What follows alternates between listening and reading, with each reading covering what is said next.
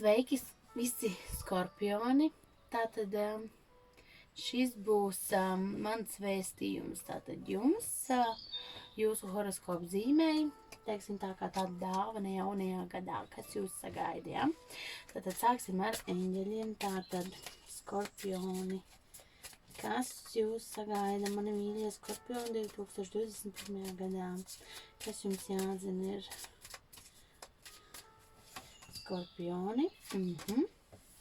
Tātad skorpioniem ļoti aktuāli būs, teiksim, tāda taisnības meklēšana, tāda, iekšējās nojautas taisnības meklēšana, kas ir pareizi priekš jums. Tātad jūs meklēsiet, kas jums ir tuvs, kas jums ir radniecīgs, kas jums tātad ļoti lielu pievērsiet uzmanību, kas jums pašam patīk, ar ko jūs nodarbojaties, vai jūs esat apmierināts ar sevi, vai jums patīk tas, ko jūs darat. Tātad jūs būsiet ļoti nodarbināti ar sevi un savām sajūtām par sevi, bet tas nebūtu nav slikti.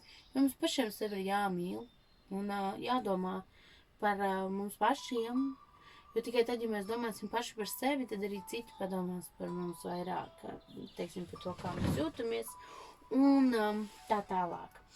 Tātad, un arī izvēlamies tikai pozitīvo, ja? Tātad ieviešam pozitīvās domas visur, rīcības, mājā, karjerā, finansēs, vārdos. Mēģinam cilvēkiem vairāk dot pozitīvo, jo tādā veidā jūs atpakaļ saņemsiet šo te pozitīvo enerģiju, un acīm redzot, jums tas būs ļoti nepieciešams 2021. gadā. Tātad tieši. Un tātad taro kārtis, ko jūs vēlaties teikt skorpioniem 2021. gadā? Ko jūs vēlaties teikt skorpioniem 2021. gadā? Kas mūs klausās? Tātad skorpioni. Skorpioniem šis ir ļoti labs gads finanšu ziņā, arī lai pakāptos augstāk, tātad paaugstinājumi ir iespējams sagaidīt, tātad varam pievērsties un darīt visu, tātad iet uz to, lai mēs viņu saņemtu. Ja jums radās kaut kādas šābas, vai jūs viņu saņemsiet, jums ir ļoti liels iespējas, jo finansiāli es redzu, ka jūs būsiet ļoti turīgi nākamajā gadā, ja?